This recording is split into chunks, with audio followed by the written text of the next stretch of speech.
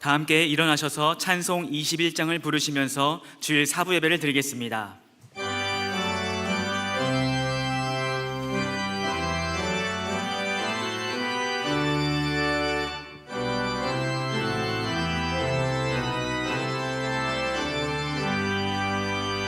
다 찬양하여라 전능왕 창조의 주께 내 원하주 찬양 평강과 구원의 주님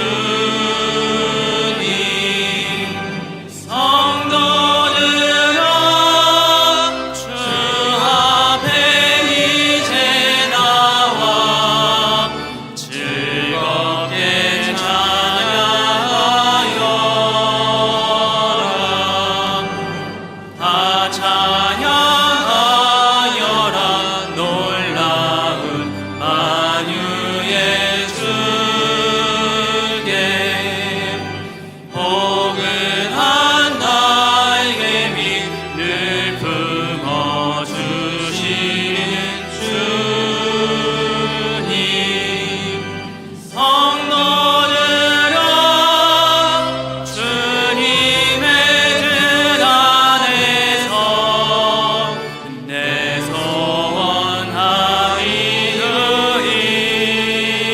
소원하이으리라. 다 찬양하여라 온몸과 마음을 바쳐 이 세상 만물이 주 앞에 다 나와 찬양 성도들아 기쁨의 소리 높여 영원히 찬양하여라.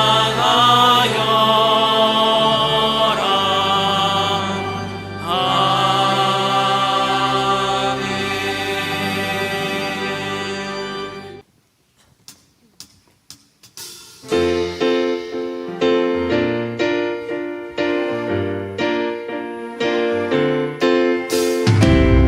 이 시간 함께 주님 앞에 찬양드리며 나아가겠습니다. 구주 예수 의지함이 구주 예수 의지함이 심히 기쁜 일일세 영생 허락받았으니 의심 마주 구주 예수 의지함이 심히 기쁜 일일세 주를 믿는 나의 마음 그의 피에 예수 믿는 것은 받은 증거 많도다. 예수 귀한 예수 믿음 더욱 주소서.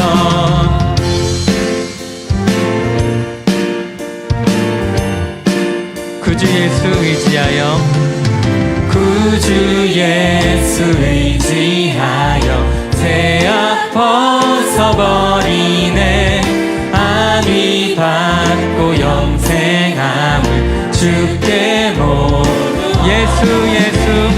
예수 믿는 것은 받은 증거 많도다. 예수 귀한 예수 믿음 더욱 구주 예수 의지하여 구원함을 얻었네 영원 무궁지나도록 주여 함께 예수 믿는 것은 받은 증거 많도다. 예수 귀한 예수 믿음 더 우리 목소리 높여서 예수 믿는 것은 받은 증거 많도다. 예수 귀한 예수 믿음 더 예수 예수 믿는 것은 받은 증거 많도다. 예수 귀한 예수 믿음 더욱 주소서. 믿음 더욱 주소서. 믿음 더욱 주소서. 주님께 영광의 박수로 나아가겠습니다.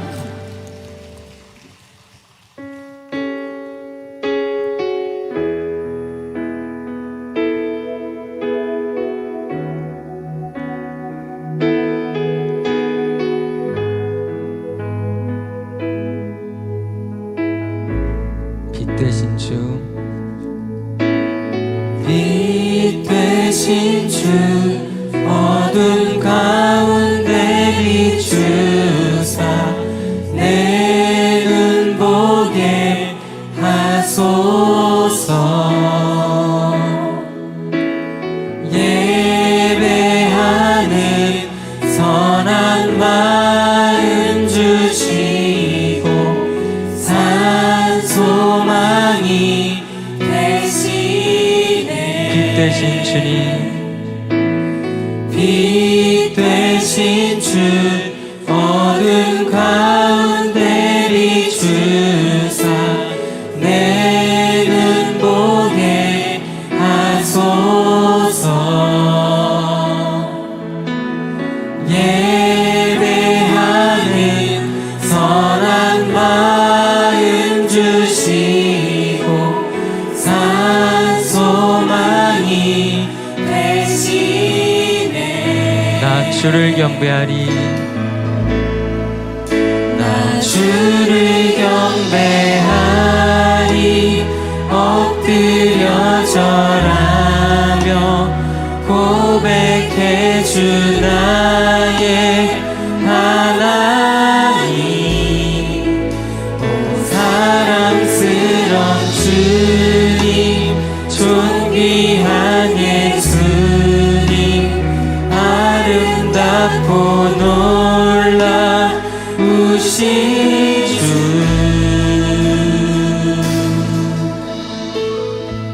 만유의 높임을 받으소서.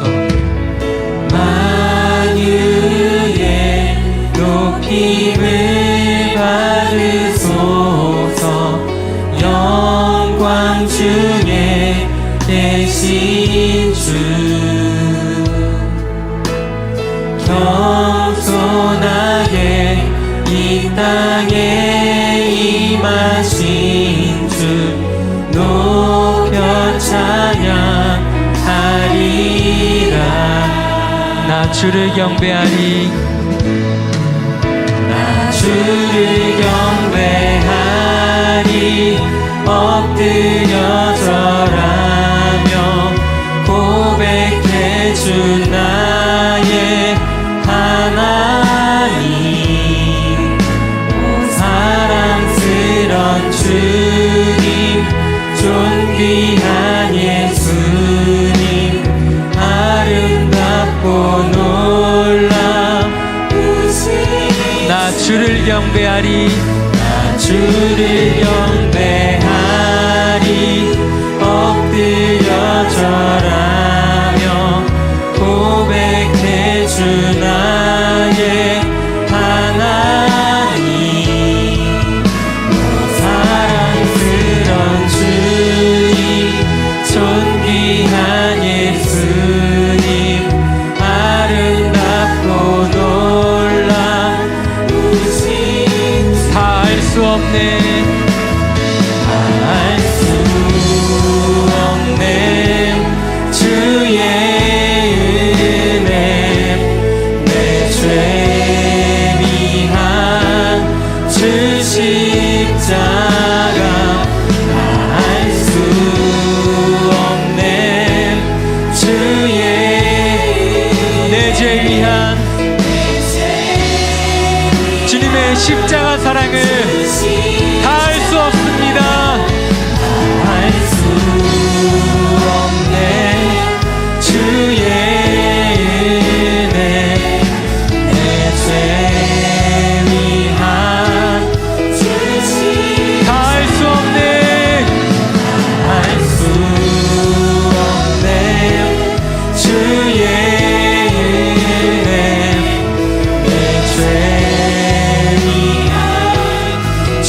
십자가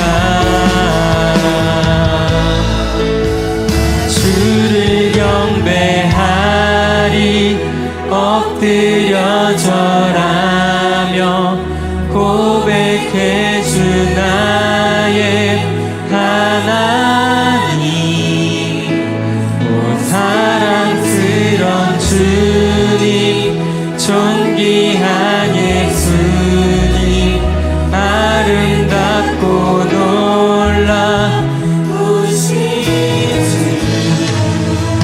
주 주를 경배하리 엎드려 절하며 고백해 주 나의 하나님 오 사랑스런 주님 존귀한 예수 아름답고 놀라우신 주님의 사랑을 찬양합니다.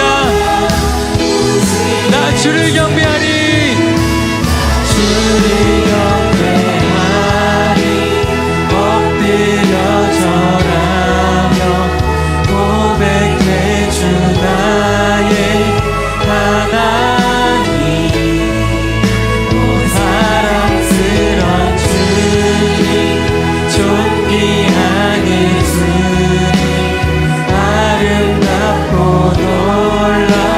놀라우신 주 이 시간 함께 오늘 드릴 예배를 위해서 간절히 기도하며 나아가겠습니다. 하나님 말씀은 빌립보서 1장 1절에서 11절까지 말씀입니다. 신약성경 318페이지입니다. 빌립보서 1장 1절에서 11절까지의 말씀 제가 봉독하겠습니다. 그리스도 예수의 종 바울과 디모데는 그리스도 예수 안에서 빌립보에 사는 모든 성도와 또한 감독들과 집사들에게 편지하노니 하나님 우리 아버지와 주 예수 그리스도로부터 은혜와 평강이 너희에게 있을지어다.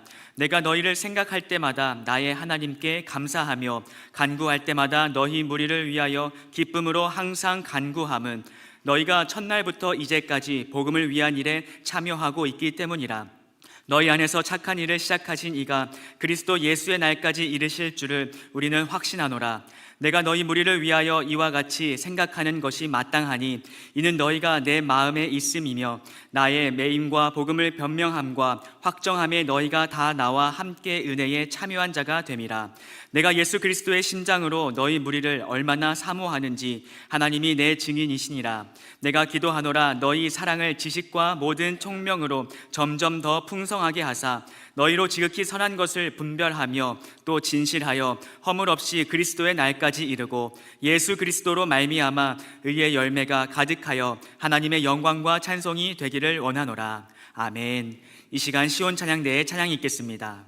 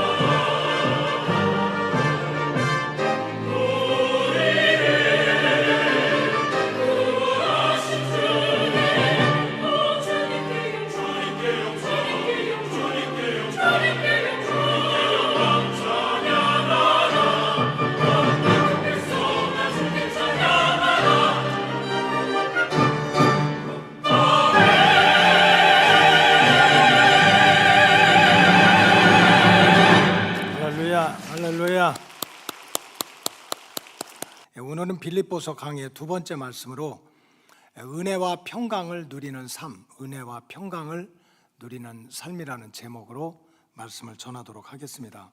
오늘 본문 2절에 보면 하나님 우리 아버지와 주 예수 그리스도로부터 은혜와 평강이 너희에게 있을지어다. 은혜와 평강이 너희에게 있을지어다 라고 인사말을 하고 있습니다. 사도 바울은 각 교회에 편지를 쓸 때마다 첫 마디가 은혜와 평강이 너희에게 있을지어다 라는 말로 계속 축복하는 인사를 했습니다.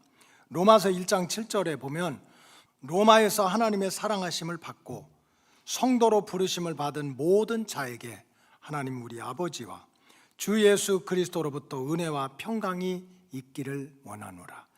고린도 교인들한테도 똑같이 인사말을 썼습니다. 고린도전서 1장 3절 다 같이 읽겠습니다. 시작. 하나님 우리 아버지와 주 예수 그리스도로부터 은혜와 평강이 있기를 원하노라. 은혜와 평강이 너에게 있기를 원한다. 데살로니가 교회에게도 갈라디아 교회에게도 에베소 교회에게도 편지를 쓸 때마다 똑같이 하나님 우리 아버지와 주 예수 그리스도로부터 은혜와 평강이 너에게 있을지어다라는 축복하는 말로 인사를 하고 있습니다. 왜 사도 바울이 편지를 보낼 때 인사말을 통해서 그렇게 똑같이 반복적으로 은혜와 평강이 너에게 있을지어다라고 글을 썼겠습니까? 그것은 말할 것도 없이 적어도 예수 믿고 구원받은 하나님의 자녀들이 예수님 다시 오실 때 영생을 누리는 천국의 삶뿐만 아니라 바람같이 지나가는 인생이고 정말 고통 많은 인생이지만 이 땅을 살아가는 동안에도 진정으로 하나님이 주시는 은혜와 평강을 누리기를 소원했기 때문에 그런 인사와 축복의 말씀을 항상 편지 제일 앞부분에 그렇게 기록하였습니다. 구약 성경 민수기에도 보면은 하나님께서 모세를 통해서 하나님의 백성들을 향한 하나님의 마음을 보여주고 싶었던 거예요. 우리 인간사회에도 가장 힘든 건 먹을 것 입을 것이 없는 것이 아닙니다. 내 마음을 상대가 몰라주고 상대의 마음을 내가 몰라줄 때 얼마나 많은 오해와 고통과 아픔이 있습니까? 그래서 하나님은 자기 백성들한테 하나님의 마음을 보여주길 원했습니다. 그래서 광야 생활로 지치고 쓰러져 있는 이스라엘 백성들, 야, 우리가 진짜 하나님 잘 믿겠다고 이게 무슨 고생이야. 차라리 애굽에서 고깃가마 옆에서 평안하고 지내는 거 낫지. 무슨 하나님께 제사 드린다고 광야에 나왔다가 집도 없이 이렇게 먹을 것 입을 것도 없이 이렇게 고생하는 거야. 차라리 애굽으로 돌아갔으면 좋겠다. 이렇게 절망하고 탄식하고 있는 이스라엘 백성들에게 하나님은 모세를 통해서 그게 내 마음이 아니야. 이스라엘 백성들한테 제발 내 마음 좀 전해라 해서 하나님의 마음을 알려준 것이 민수기 6장의 내용입니다. 민수기 6장 24절에 보면 여호와는 내게 복을 주시고 너 지금 고생하는 것 같지만 아니라는 거야. 하나님은 내게 복을 주시고 너를 지키시기를 원한다. 이 마음을 좀 전해 주었거라. 25절에 보면 그의 얼굴을 내게 비추어 주사 은혜 베푸시기를 원한다. 하나님은 무관심한 분이 아닙니다. 항상 자기 백성의 얼굴을 바라보는 거예요. 바라보는 거예요. 얼굴을 비추사 얼굴을 늘 바라보고 은혜 베푸시기를 원한다는 거예요. 여러분 이게 무슨 말인지 모르면 오늘 예배 마치고 로비 앞에서 벌어지는 이산 가족의 상봉을 좀 보시기 바라요. 지금 전부는 아니지만 애들 예배가 마치고 나면 동작 빠른 애들은 미리 내려옵니다. 미리 내려와요. 그래서 그 앞에 막 진을 치고 있어요. 여기 지금 수백 명이 나가는데도 눈길 한번 주지 않습니다. 지 엄마 아버지 나오면 딱 마주쳐가지고 세상에 2000년 만에 처음 만난 것처럼 반갑게 맞이합니다. 여러분 여기 계신 분들도 마찬가지입니다. 거기 애들이 고물고물하지만 그 고물고물한 중에서 내 눈에 딱 들어오는 게 있습니다. 누굽니까? 내 새끼입니다. 이게 하나님은 얼굴을 내게 비추사 항상 하나님은 자기 백성에게 얼굴을 이렇게 보고 계신다는 거야. 그러면서 은혜 베푸시기를 원하고 26절에 보면 여호와는 그 얼굴을 내게로 향하여 드사 평강 주시기를 원한다. 이게 하나님의 마음인 거예요. 항상 어디 가든지, 산꼭대기 걸어가든지 들판을 가든지 발을 헛디뎌서 구렁텅이에 빠졌든지 하나님의 얼굴은 항상 자기 백성을 바라보고 어떻게 하면 지켜줄까, 어떻게 하면 은혜를 줄까, 어떻게 하면 평강을 줄까, 이게 하나님의 마음이고 소원이라는 뜻입니다. 여러분, 은혜와 평강이라는 게 무슨 뜻입니까? 우리가 꼭 받아야 돼. 바울이 소원하고 하나님이 소원하는 은혜와 평강이라는 게 무엇일까? 물론 성경적으로 뭐 구약의 히브리어가 어떻고 신약의 헬라어가 어떻고 할 수 있지만 가장 기본적인 건 이런 뜻입니다. 은혜라고 하는 것은 하나님이 주시는 선물입니다. 내가 아무런 공로가 없는데도 사랑하기 때문에 우리에게 주시는 하나님의 선물입니다. 하나님이 주신 기쁨입니다. 그래서 구약은 이것을 이삭이라고 그랬습니다. 어제 제가 새벽기도 때 말씀드렸지만은 사라가 이제 아이를 낳게 될 때 하나님이 아브라함과 사라한테 얘기했습니다. 너네가 아들을 낳을 거야. 그러면 그 아들의 이름을 이삭이라고 지어라. 그 이삭이라고 지어라. 그래서 이삭이라고 졌습니다. 이삭의 뜻은 뭐냐면은 하나님이 나를 기쁘게 하신다, 그런 뜻입니다.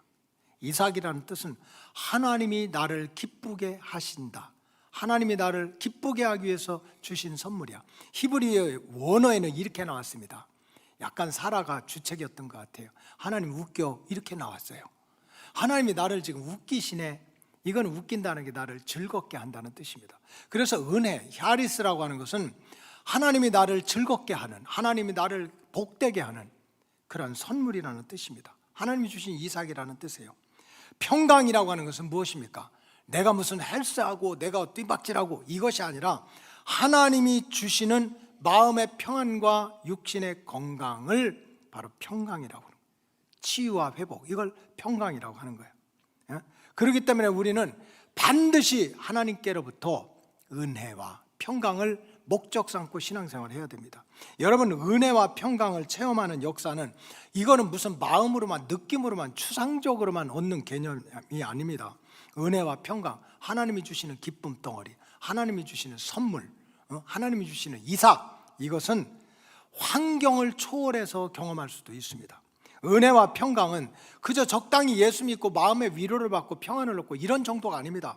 환경을 초월한 그러한 체험으로 나타나기도 합니다. 사도 바울이 지금 빌립보서를 쓰고 있는 삶의 환경은 감옥입니다. 감옥. 로마 감옥에 갇혀가지고 언제 죽을지 모르는, 자기 운명 팔자도 못 고치는 그러한 환경 속에 있습니다. 그런데 감옥 안에 갇혀있던 바울이 감옥 밖에 있는 빌립보 교인들한테 걱정하지 마, 주 안에서 말하는데 평안해, 내가 다시 말하는데 기뻐해라. 이거는 환경을 초월하는 기쁨입니다. 적어도 은혜와 평안, 하나님이 주시는 기쁨, 하나님이 주시는 평안이라고 하는 것은 환경의 지배를 받지 않는 거예요. 환경을 초월해서 누릴 수 있는 그런 기쁨과 평안, 기쁨을 갖다가 바로 성경에서 얘기하는 은혜, 평강이라고 합니다. 그 다음에 여기서 은혜와 평강은 그냥 마음으로만 느끼고 생각으로만 느끼는 것이 아니라 예수를 안 믿던 세상 사람들도 알아볼 수 있는 기적으로 나타나기도 합니다. 하나님의 은혜와 평강이라고 하는 것을, 야, 저 사람 예수 믿더니 교회 다니든지 로고스 교회 가서 그렇게 열심히 하든지 세상의 운명이 바뀌었대요. 팔자가 바뀌었대. 그렇게 맨날 술이나 먹고 담배나 꼬실리고 다니던 남편이 세상에 주일마다 자기 부인 가방 들고 성경 따라가? 어디 가는 거야? 교회 따라간대. 맨날 속썩이던 남편이 갖다 주는 게 돈밖에 없고, 아멘 안 하려면 말고, 그리고 그렇게 속썩이던 자녀도 세상에 어떻게 저렇게 착해지고 공부도 잘하는지, 안 믿는 사람들이 저 사람이 예수 믿으니까 팔자가 고치고 운명이 바꿔졌다는 것을 보여주는 게 그게 은혜고 평안입니다. 이게 하나님이 주시는 선물이란 말이에요. 사도행전 16장에 보니까 바울과 실라가 빌립보에 가가지고 점치는 귀신 들린 소녀가 얼마나 불쌍합니까? 그래 예수 이름으로 고치니까 그 소녀를 통해서 돈 벌려고 하던 주인이 돈벌이가 떨어졌으니까 그냥 모함하고 고발을 해서 감옥에 갇혔어요. 바울과 실라가 감옥에 갇혀서 쇠사슬에 묶이고 찾고, 무슨 유관순 여사야? 이 나무 기다리는 데다가 목 들어가고 다리 묶어놓고 구멍에다 발 집어넣고, 이래서 이제 내일 죽을지 모레 죽을지 알 수가 없어요. 그래서 그냥 밤새도록 기도하고 찬미하고 또 기도하고 찬미하고, 밤이 새도록 간수들이 보니까 세상에 그렇게 귀신도 쫓아내는 바울과 실라가 쇠사슬로 묶어서 감옥 속에 집어넣으니까 아무것도 아닌 거야. 자기 팔자도 못 고쳐. 그냥 밤새도록 알지도 못하는 찬송하고 기도하고 찬송만 했는데, 세상의 하늘문이 열리고 하늘의 천사들이 눈에 보기에 내려와서 사슬을 끊어버리고 착고를 끊고 그냥 이 문을 열어 제끼면서 이 바울과 신라를 구원해내는 이 기적의 역사를 보고, 야, 그 예수님 나도 믿어야 되겠다. 나도 믿어야 되겠다. 여러분, 사도 바울이 너희들 내가 항상 기도할 때마다 은혜 받기를 원하고 평강 받기를 원한다. 은혜와 평강이 너희에게 임하시기를 원한다는 것은 마음의 위로를 받고 일기장에다가 그냥 감상문이나 쓰라는 게 아닙니다. 환경을 초월한 구원의 역사, 세상 사람들도 예수 믿더니 인생이 바뀌었네, 운명이 바뀌었네 하는 것을 볼 수 있는 기적으로 나타나는 그런 하나님의 선물이라는 뜻입니다. 그리고 이 은혜와 평강은 다른 사람을 몰라도 내가 직접 육체적으로도 체험할 수 있는 그런 치유를 통해서 은혜와 평강을 누릴 수도 있습니다. 지금 우리 교인들이 믿음이 엄청 좋아졌습니다. 저와 함께. 예전에 우리가 특별 새벽기도회 고난주간 할 때는 길어봤자 일주일 했습니다. 일주일. 근데 우리 교인들이 믿음이 점점 좋아져가지고 중간에 보니까 10일을 했어요. 그러다 조금 더 좋아져가지고 다니엘 기도 21일 새벽 기도를 했습니다. 근데 이제 작년부터 믿음이 아주 좋아져가지고 막 여러분들이 하자고 그래서 나는 힘든데, 할렐루야. 아유, 왜 이렇게 목사를 괴롭혀 정말. 그래, 어떤 목사님이 은퇴하면서 그랬다잖아요. 내가 그런 건 아니요, 새벽 기도만 없으면 할만하다고 그랬대요. 비가 오나 눈이 오나.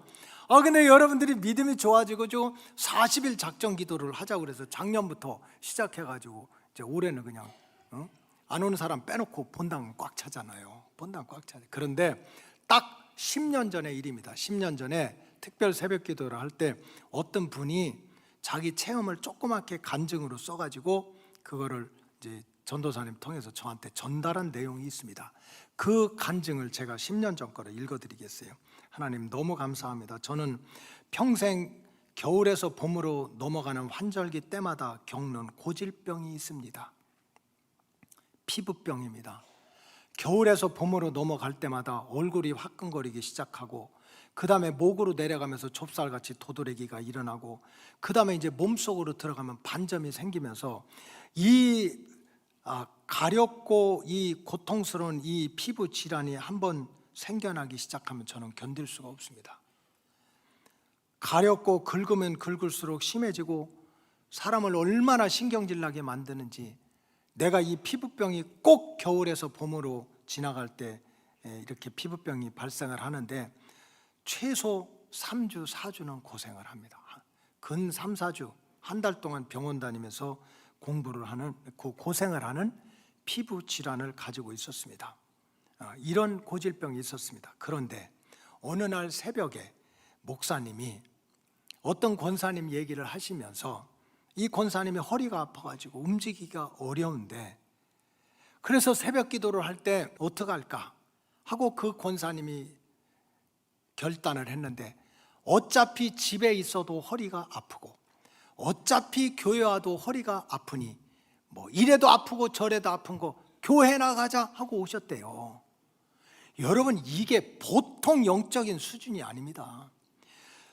어차피 집에서도 아프고 교회에서도 아프니까 집에 있자는 사람이 태반이요, 태반이야. 옆 사람 너는 어떠냐고 한번 물어보세요. 근데 이 노인은 이 생각이 차인 거야. 어차피 집에서도 허리 아프고 교회 가도 허리 아픈 거 교회나 가자 하고 새벽에 일주일을 작정하고 와서 맨날 자기가 손에다 허리를 대고, 하나님 허리에다 손을 대고, 주님 이 허리를 좀 만져주세요, 고쳐주세요. 그렇게 했더니 어느 날 갑자기 파스를 붙인 것처럼 이 허리에서 불이 확 일어나더니 이 허리가 그때부터 하나도 안 아파졌다라고 제가 설교를 했대요. 나는 모르겠어, 10년 전에 설교를 어떻게. 근데 그분은 내가 했다는 거야. 그래서 그 말씀을 들으면서 자기도 그럼 나도 그렇게 해볼까 해가지고 이제 사람들이 뭐 보든지 보지 않든지 기도를 할 때 좁쌀같이 도둑도둑 불어난 자기 목에다 손을 대고 하나님 아버지, 예수님 여기 목 좀 만져주세요. 이것 좀 치료해 주세요. 간지럽게 않게 해주세요. 신경질 좀 안 나게 해주세요.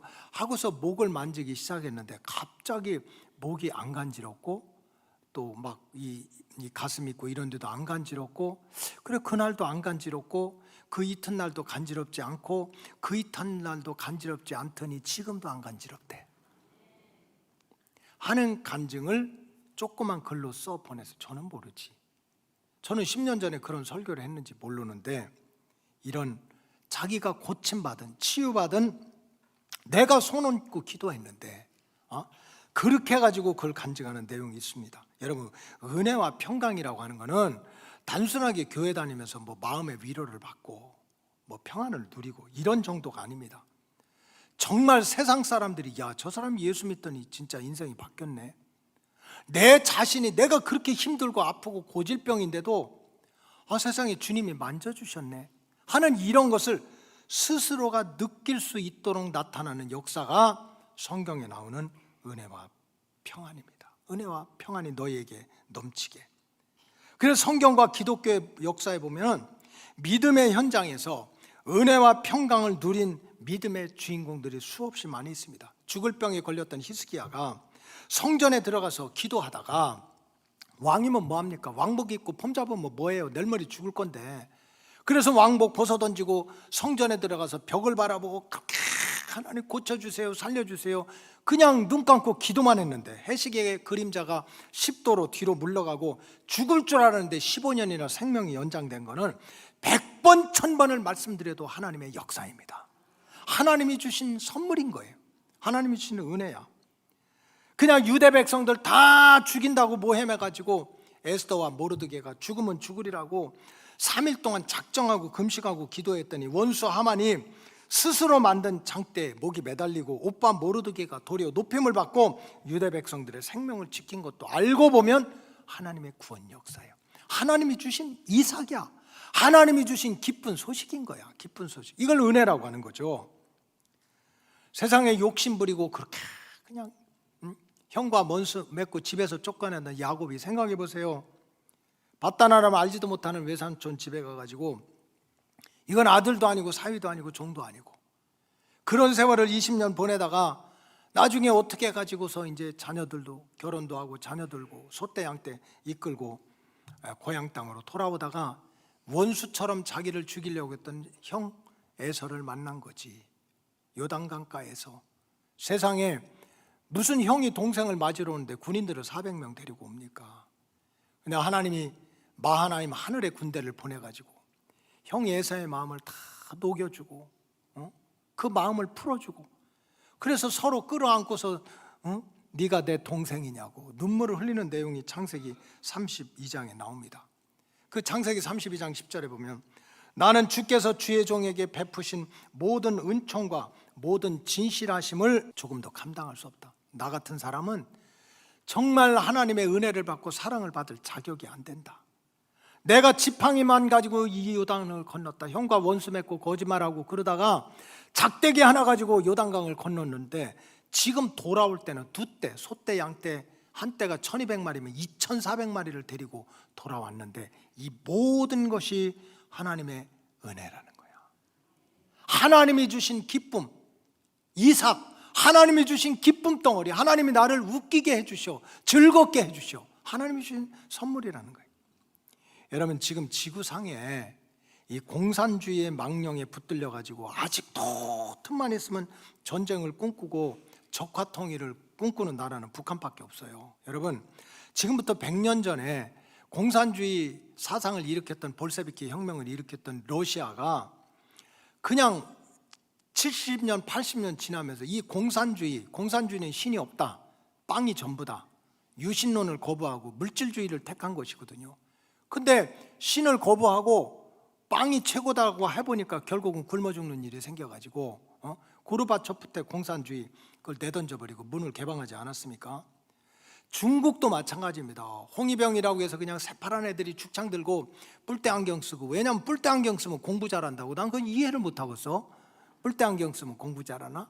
그 다음에 손 만져서 보들보들하면 이건 뿌르조라고 해가지고 찔러 죽고 공산주의 혁명을 일으켰지만 얼마 되지 않아가지고 중국도 물론 이제 딱 정권을 잡은 사람들은 공산주의, 전체주의 이런 걸 끌어가지만 이제는 뭐 자유시장 경제도 이렇게 돌아가는데, 그런데 아직도 공산혁명을 꿈꾸고 있는 나라가 북한입니다. 근데 만일에 그런데 이 공산주의의 그런 혁명, 전쟁으로부터 그나마 이 반쪽짜리라도 이 대한민국을 지켜내기 위해서는 수많은 사람들의 희생이 있었어요. 이 반쪽짜리 자유 국가를 만들기 위해서, 그 중에 뭐 여러 사람도 있지만 대표적인 사람 중에 한 사람은 인천 상륙작전의 명장이었던 메가다 장군입니다. 물론 메가다 장군에 대해 역사적으로 이렇다 저렇다, 사람은 보는 눈이 다르니까 뭐 잘했다 못했다는 것도 있지만, 그때 만약에 이 인천 상륙작전 정말 그 러시아와 중국의 힘을 얻어가지고 6월 25일 날 새벽에 그냥 확 내려와서 어디까지 내려갔습니까? 낙동강까지 내려갔잖아요. 낙동강까지 가면 이제 남은 건 오리알밖에 없어요. 낙동강에 오리알 떨어진다는 게 그때 생긴 말입니다. 알은 품어야지, 강에 떨어지면 그건 끝나는 거야. 그래서 우리나라는 이제 낙동강 오리알이 될 그런 형편인데, 그때 만약에 인천 상륙작전을 성공하지 못했다면 저와 여러분들이 이렇게 앉아 있을 수 없어요. 완전히 적화 통일돼서 지금도 우리가 입만 열면 어버이 김일성 수령 만세 어쩌고 저쩌고, 꽃 들고 김정은 보면 한복 입고 와 이렇게 하고 해야 된다니까. 지금도 그렇게 하고 있잖아요. 그런데 이 메가다 장군의 역사와 전기에 보면 특별한 것이 있습니다. 사람들이 볼 때 이거 잘했다 못했다 하는 것도 있지만, 그분은 그 일기를 써놓고 이런 것이 다 믿음의 글을 써놨어요. 하나님, 지금 인천 상륙 작전, 이 낙동강까지 이렇게 공산군들이 내려와서 있고, 이거를 물리치는 게 여기서는 안 돼. 그래서 이렇게 서해안, 그 뻘이 많은 서해안, 이 조수 간만의 차가 1km가 넘어. 그거 수렁바닥이야. 거기에 상륙작전을 해서 성공한 확률은 5,000분의 1도 안 됩니다. 그리고 해군과 해병대 장성들은 다 반대합니다. 근데 하나님, 내가 어떻게 하면 좋을까요? 기도했더니 하나님이 do it, 행하라고 했다는 거야. 이분의 글입니다. 다 반대하고 5,000분의 1밖에 안 되는데도 그래도 그 작전을 행하라 해가지고 인천 상륙작전을 해서 보급로를 끊고 후방을 이제 퇴로를 동쪽으로 열어가지고 또 올라갈 사람 올라가게 하고 포로될 사람 잡고 해가지고 이 반토막이라도 지킨 거예요. 근데 이분의 글에 보면 순간순간 나타났던 게 있습니다. 자기 자녀를 못 키우잖아.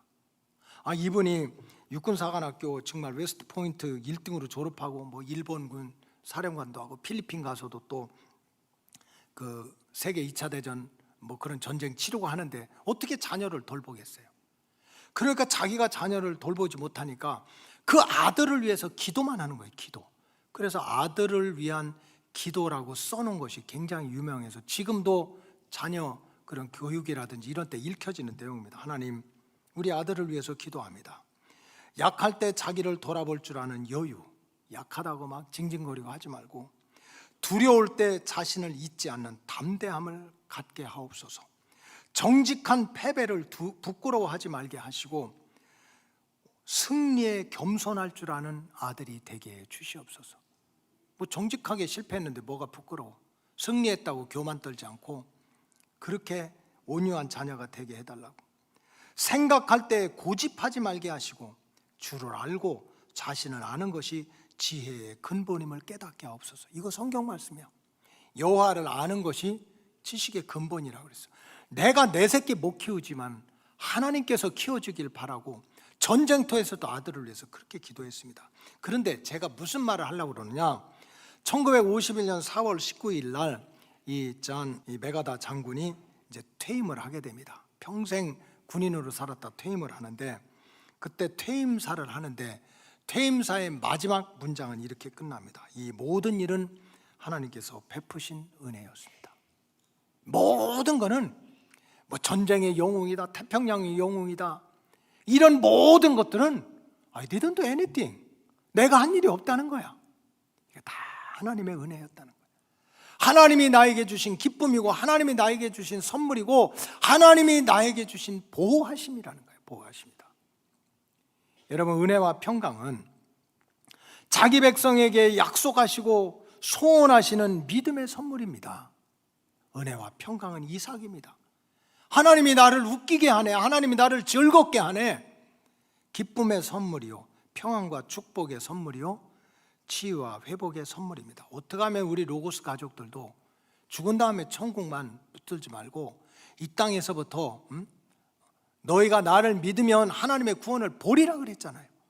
이 땅에서부터 어떻게 이 은혜와 평강을 누리며 살 수가 있겠습니까? 성경대로 말씀드리면, 첫째는 은혜와 평강은 절대로 세상에서 오는 것이 아닙니다. 세상에서 오는 것이 아닙니다. 자, 빌립보서 1장 2절 다 같이 읽겠습니다.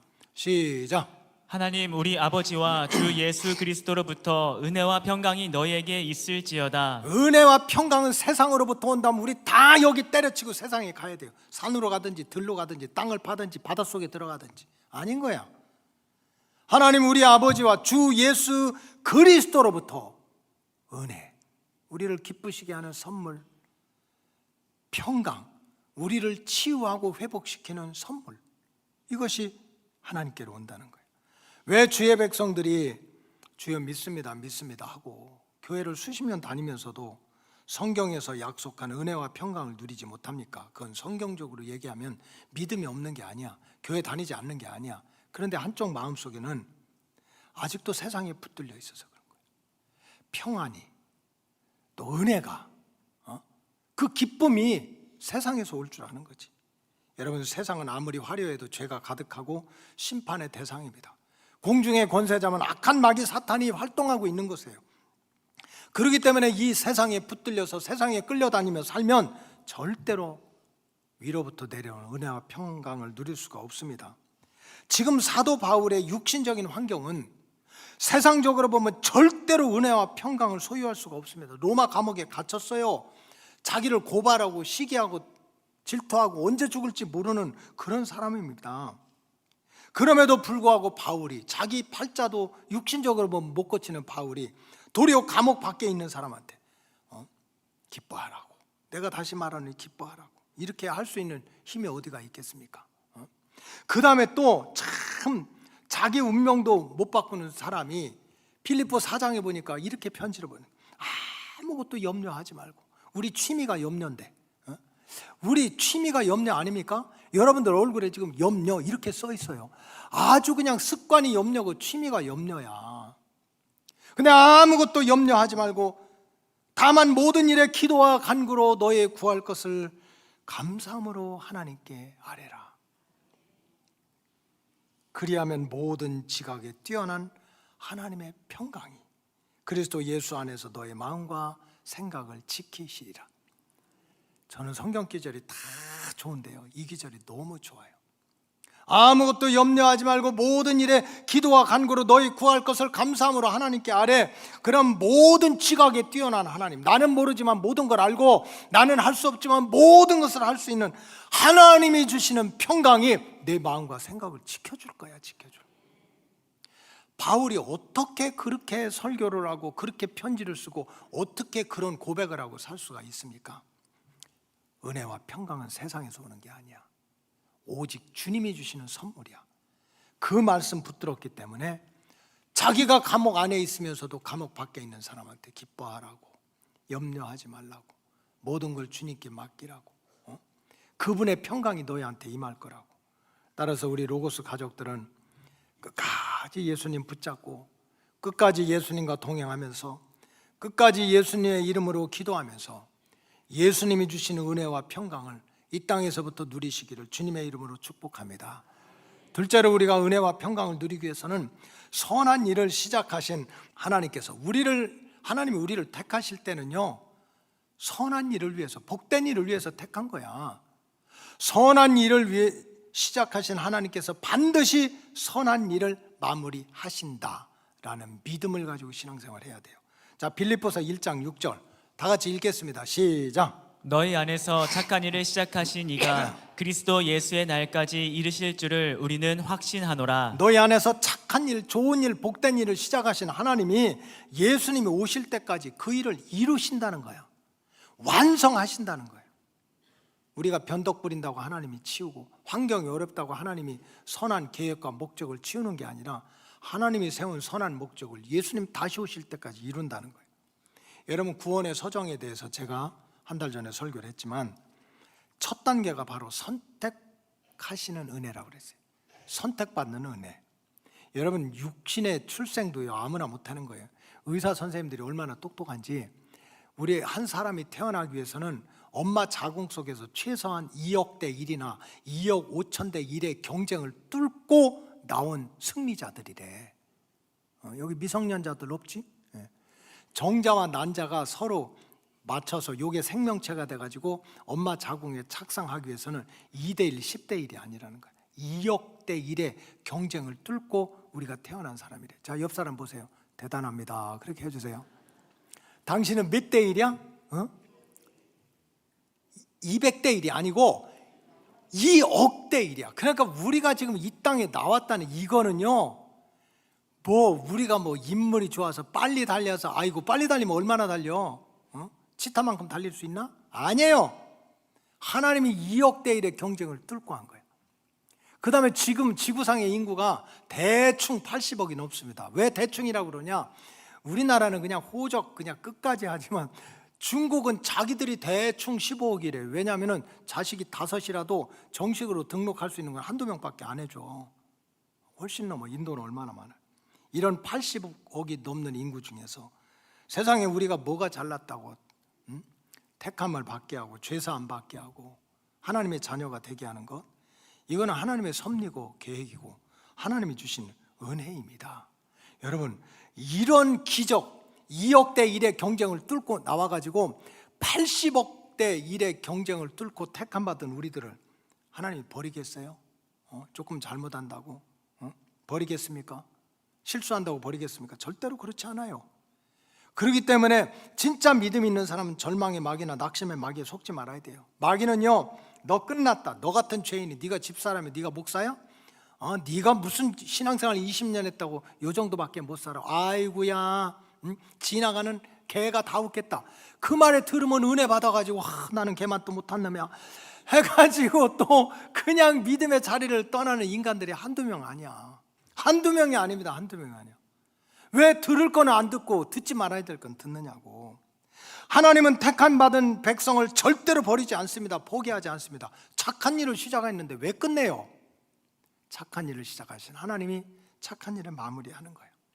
그러니까 성경에 보면 기도로 시작한 일은 응답으로 역사하시고, 고난의 길 뒤에는 영광의 면류관을 예배하시고, 오늘 저녁에 광야에서 핀 꽃이거든요. 술람미 여인이 세상에 포도원에 그렇게 새카맣게 계달의 가죽처럼 살던 여인이 왕을 만나가지고 왕궁에 들어가서 침실에 들어가가지고 같이 사랑을 나누니 세상에 은혜 중에 그런 은혜가 어디가 있어? 다음 얘기는 이따 저녁에 할게요. 사실은 이 죽음 후에는 우리는 다 죽은 줄 알았는데 선한 일을 시작하신 하나님은 죽음 위에 우리가 부활하고 영생의 길로 마무리하시는 분이 하나님인 거예요. 그러니까 선한 일을 시작하신 하나님이 반드시 택한 백성의 인생의 마무리를 선하게 해주신다는 그 약속의 말씀을 붙들고 믿음 생활을 해야지. 그럼 이 땅에서도 은혜와 평강이 떠나지 않을 줄로 믿습니다. 마지막으로는 생각할 때마다 감사하고, 따라해서 생각할 때마다 감사하고, 형제를 위해서 기도하고, 복음을 위한 일꾼으로 살아가자. 시작. 아니요, 강남인데 한마디 들었으면 외워야지. 그것도 안 돼요. 자, 성가대만 시작. 시간 없어요. 그만하시고. 생각할 때마다 감사하고 형제를 위해서 기도하고 복음을 위한 일꾼으로 살아가자. 그러면 하늘에서 임하는 은혜와 평강이 있다는 거예요. 바울의 고백입니다. 바울이 예수님을 만나기 전에 과거의 삶은 생각할 때마다 그렇게 교만하고 왜 그렇게 화딱지가 많이 나고 시기와 질투가 많은지 모르겠어. 그리고 형제를 볼 때마다 왜 이렇게 꼬투리만 보이는지 미워하고 죽이려고 난리를 쳤어. 그리고 하나님을 믿는다면서도 하나님의 영광은 요만큼도 생각 안 하고 자기 자랑에 평생 빠져서 살았어요. 그래서 행복했습니까? 평안했습니까? 자기가 그렇게 생각할 때마다 교만하고 형제들을 미워하고 자기 자랑만을 위해서 살았는데 결과는 오라 나는 공고한 사람이다. 이 사망의 몸에서 누가 나를 건져내랴. 이게 자기의 실체를 그렇게 고백했습니다. 그러나 어느 순간에 부활하신 예수님을 만나고 꼬꾸라지고 눈꺼풀이 벗어지고 영의 눈이 열리면서 어떻게 변화가 되었습니까? 3절에 보니까 생각할 때마다 감사하고 무리를 위해서 형제와 자매를 위해서 항상 기도하고 5절에 보니까 복음을 위하여 일하는 자로 살아가게 되었다는 거예요. 생각할 때마다 감사하고 형제 자매를 위해서 기도하고 복음을 위해서 일하는 자로 살아갔더니 망했습니까? 죽었습니까? 절대로 그렇지 않은 거지. 사방에 우겨쌈을 당해도 넘어지지 않고 감옥에 가두어 놓아도 기뻐하고 내가 다시 말하노니 기뻐하라고 말할 수 있는 은혜와 평강 속에 살아갔다는 뜻입니다. 그럼 우리가 어떻게 돼야 됩니까? 우리는 어떻게 살아야 됩니까? 우리가 어떻게 하면 사도 바울처럼 정말 감옥 안에 있든지 밖에 있든지 노병을 받든지 아니면 루스드라에 가서 돌탕을 맞는 그런 환경 속에서도 하나님이 주시는 은혜와 평강으로 가득 찬 그런 삶을 이 땅에서부터 누리고 살 수가 있겠습니까? 다른 길이 없습니다. 여러분, 수술을 받아야 돼요. 수술. 영적인 수술을 받아야 됩니다. 무슨 수술이냐? 심장 이식 수술을 받아야 돼요. 지금 가지고 있는 심장 만져보세요. 1분에 60번 뛰는 이 심장, 이거 가지고 안 되는 거지. 예수의 심장으로 이식을 받아야 돼요. 어떻게 생각할 때마다 감사하고 눈에 걸리는 것마다 다 그냥 거슬리는 것만 보이는데 어떻게 형제를 위해서 기도하고 세상에 내가 얼마나 먹고 살기 바쁘고 힘들고 어려운데 손해보는 일이 많은데 이제 살아도 주를 위해서 죽어도 주를 위해서 하나님의 나라를 위해서 천하보다 귀한 영혼을 위해서 이게 내 결심 가지고 됩니까? 내 마음이 바뀌어야 돼요. 내 심장이 예수님의 심장으로 이식이 돼야 된단 말이에요. 그래서 사도 바울이 빌립보서 1장 8절에 이렇게 했습니다. 내가 예수 그리스도의 뭘로? 심장으로. 이제 바울의 심장은 더 이상 육신적으로 자기 심장이지만 영적으로는 예수님의 심장을 이식받은 거예요. 예수 그리스도의 심장으로 너희 무리를 얼마나 사랑하는지 하나님이 내 증인이다. 바울이 생각할 때마다 감사하고 그저 기도할 때마다 형제와 자매를 살려달라고 고쳐달라고 기도하고 복음을 위해서 일하는 자로 내가 이제는 살아도 주를 위해서 살고 죽어도 주를 위해서 죽겠다는 것은 결심이나 학벌에서 온 것이 아닙니다. 자기 심장이 예수님의 심장으로 바뀐 거예요. 성경에 보면 심장이 세 가지입니다. 첫째는 인간의 심장이고요, 둘째는 예수님의 심장이고 셋째는 짐승의 심장입니다. 짐승의 심장. 다니엘서 4장 16절 보여주세요. 또 그 마음이 변하여 사람 마음 같지 아니하고 짐승의 마음을 받아 7대를 지내니라. 느부갓네살 왕입니다. 다니엘이 예언하는 거예요. 너 지금 왕이라고 큰 소리 치지 마. 어느 땐가 하나님의 심판을 받으면 네 마음이 사람 마음이 아니라 어떤 마음이야? 짐승의 마음. 네 심장이 인간의 심장이 아니라 누구의 심장이야? 짐승의 심장. 그래서 사람들이 짐승만 또 못하다는 얘기가 나오는 거예요.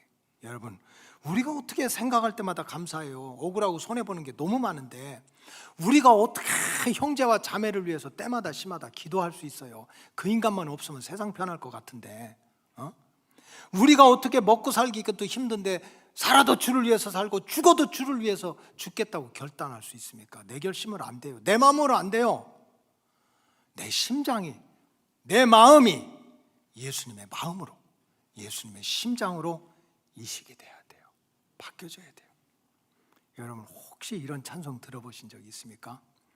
주님의 마음을 본받는 자, 그 마음의 평강이 찾아오면 험악한 세상을 이기리니 하늘로부터 임함이로다.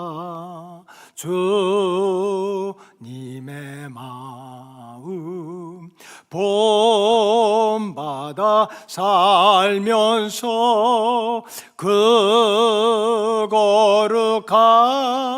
거룩하시 나도 이루리. 할렐루야. 내 마음 가지고 안 돼요. 내 심장 가지고 안 된다고. 근데 주님의 마음을 본받고 주님의 심장이 나에게 이시게 되면 제일 먼저 오는 선물이 평강이 찾아와. 험악한 세상을 이길 힘이 찾아온다는 말씀입니다. 이럴 때 우리가 생각날 때마다 감사하고 형제 자매를 위해서 기도하고, 주님의 일이라면 내 시간도 내 물질도 내 목숨도 헌신하고 충성할 수 있는 복음의 일꾼으로 바뀌게 될 줄로 믿습니다. 이제는 변화된 삶을 살아야 될 줄로 믿습니다. 성전의 마당만 밟고 사는 사람이 돼서는 안 됩니다. 입만 열면 불평하고 원망하고 사람 죽이는 일에 목숨 걸고 불순종하는 말을 쏟아내면 안 됩니다. 생각할 때마다 감사하고 그저 형제를 위해서는 기도하고 주의 복음을 위해서는 충성하는 그런 주님의 참된 제자로 살아가시기를 주님의 이름으로 축복합니다. 그럴 때 바울에게 임했던 은혜와 평강이, 믿음의 승리자들에게 임했던 은혜와 평강이 우리 로고스 가족들 모두에게도 임하게 될 줄로 믿습니다. 기도하겠습니다. 하나님 감사합니다. 은혜와 평강이 있기를 원하노라 하는 사도 바울의 간절한 기도가 우리의 기도가 되게 하시고, 사도 바울이 받은 응답이 우리가 받은 응답이 되게 해 주시옵소서. 축복하오며 예수님의 이름으로 기도하옵나이다. 아멘.